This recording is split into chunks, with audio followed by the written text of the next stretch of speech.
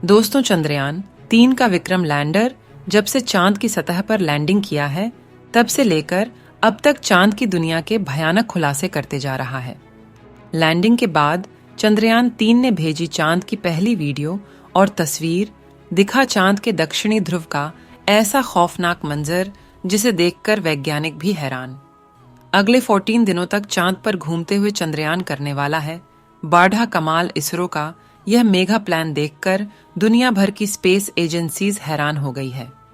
दोस्तों, चांद की कक्षा में चंद्रयान का पहुंचने से लेकर आज तक इसरो के चंद्रयान-3 ने, और क्या आप जानते हैं कि रूस का लूना 25 जिस दिन क्रैश हो गया था, उस दिन भी लूना 25 की स्थिति की दुर्लभ तस्वीरें साझा की थीं, जिसमें चंद्रमा का वह फोरसाइट दिख रहा था जिससे धरती पर बैठकर किसी भी टेलीस्कोप से नहीं देखा जा सकता।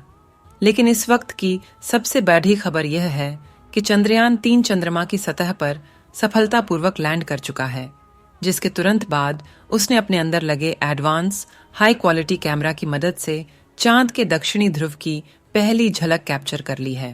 और तो और अगले 14 दिनों तक यह बड़े कमाल करने वाला है, जिसका खुलासा आज हम इस वीडियो में करेंगे।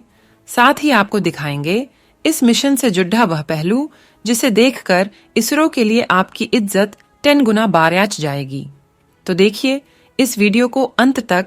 दोस्तों, 14 जुलाई को पृथ्वी से चांद के लिए रवाना हुआ चंद्रयान-3 ने इतिहास रच दिया है।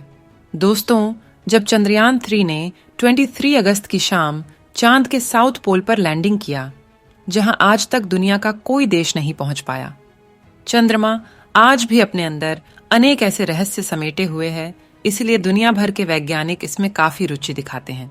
इसी बीच इसरो की तरफ से बहुत ही बड़ी गुड न्यूज आ रही है कि चांद पर लैंडिंग के बाद चंद्रयान-3 के विक्रम लैंडर की कंडीशन बिल्कुल ठीक ठाक है, और इसलिए चंद्रमा पर रिसर्च करने के लिए अपने प्रज्ञान रोवर को चांद की सतह पर खुला छोड़ दिया है।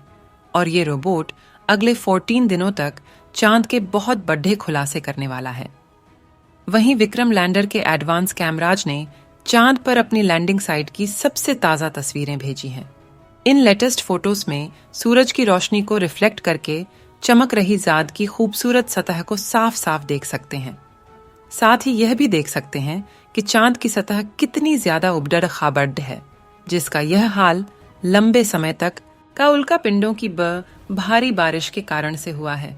वही लैंडिंग से ठीक पहले विक्रम लैंडर पर लगे लैंडर पोजीशन डिटेक्शन कैमरों ने चांद की कई कमाल की फोटोज खींची थी, और इसरो द्वारा शेयर की गई इन तस्वीरों में आपको कुछ नाम लिखकर दिखाई दे रहे होंगे, क्योंकि चंद्रमा पर मौजूद बड़े इम्प्लांट फ्लैट हैं, जो यहाँ से तो हमें केवल कद्दू की तरह दिखाई दे रहे हैं।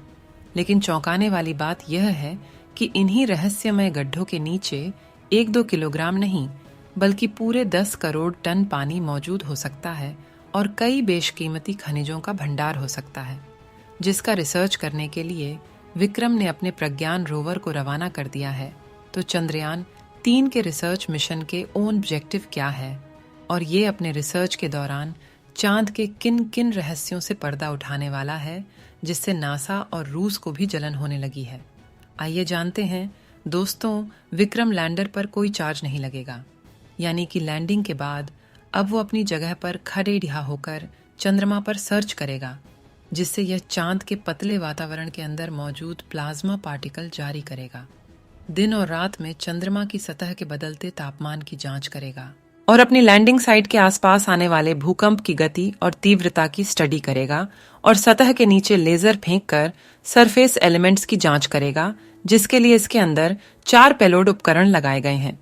जबकि चंद्रयान-3 का प्रज्ञान रोवर अपने टायर्स की मदद के चलते हुए चांद के दूर दराज इलाकों की तरफ रवाना हो चुका है, और चलते चलते इसने इसरो को भी चांद का डेटा भेजना शुरू कर दिया है। आपको बता दें कि प्रज्ञान रोवर में laser, induct break down spectrometer और अल्फा पार्टिकल एक्सरे स्पेक्ट्रोमीटर जैसे 2 पेलोड उपकरण लगाए गए हैं, जो कि लेजर की मदद से चांद की सतह के अंदर तक जाएंगे और सतह के नीचे मौजूद पानी का पता लगाएंगे। साथ ही यह चांद की मिट्टी और चट्टानों में मौजूद मैग्नीशियम, एल्यूमिनियम, क्रोमियम और सिलिकॉन जैसी कीमती खनिजों को भी खोज निकालेंगे, और इस रहस्यों से पर्दा उठाएंगे कि आखिर जान के अंदर क्या छुपा हुआ है। यानी अगर अपने इस मिशन में विक्रम लैंडर और प्रज्ञान रोवर ने चांद पर किसी कीमती खनिज या पानी का भंडार खोज लिया, तो ये इतना बड़ा कामयाबी होगा कि भविष्य में जब भी चांद का नाम लिया जाएगा तो इसके साथ ही इसरो और भारत का नाम भी जोड़ा जाएगा। आपको बता दें कि रिसर्च मिशन चांद के वे लूनर दिन होते हैं जो कि पृथ्वी के 14 दिनों के बराबर है, जिसके बाद चंद्रयान 3 का विक्रम लैंडर और प्रज्ञान रोवर अपने आप निष्क्रिय हो जाएंगे और सदियों तक चांद की सतह पर खड्डेडेहे होकर भारत के नाम का ठप्पा लगा देंगे। ऐसा इसलिए क्योंकि इसरो ने वापस लाने का कोई प्लान नहीं बनाया है, वहीं इसे सिर्फ दिन के वक्त ही काम करने के लिए डिजाइन किया गया है। यानी 14 दिन के बाद जब विक्रम लैंडर की लैंडिंग साइट पर अगले 14 दिन के लिए रात होगी, तब इसके सोलर पैनल चार्ज नहीं हो पाएंगे और धीरे धीरे इसके सभी उपकरण बंद हो जाएंगे। हालांकि यहाँ गौर करने वाली बात यह है कि इसरो के मिशन का सबसे महत्वपूर्ण लक्ष्य चांद की सतह पर सॉफ्ट लैंडिंग करना था। मगर यह सवाल आता है कि चांद पर लैंडिंग करना इतना मुश्किल क्यों है? क्यों 23 अगस्त का दिन इसरो के इतिहास का सबसे ऐतिहासिक दिन बन चुका है? और क्यों इसरो की इस उपलब्धि से ब्रिटेन, चीन और रूस जलकर राख हो चुके हैं? दरअसल दोस्तों, चांद के दक्षिणी ध्रुव पर उतरना आसमान से तारे तोड़ने के समान है, क्योंकि चंद्रमा के दक्षिणी ध्रुव पर सूरज की रोशनी उतनी नहीं पहुंच पाती जितनी चांद के दूसरे हिस्सों पर पहुंचती है। इसी वजह से चांद के दक्षिणी ध्रुव पर चारों तरफ घनघोर अंधेरा रहता है।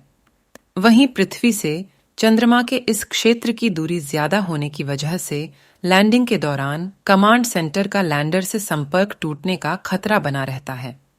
इसलिए चांद के दक्षिणी सतह पर दूसरे देश नहीं पहुंच पाए हैं। तो दोस्तों, आज की वीडियो में बस इतना ही।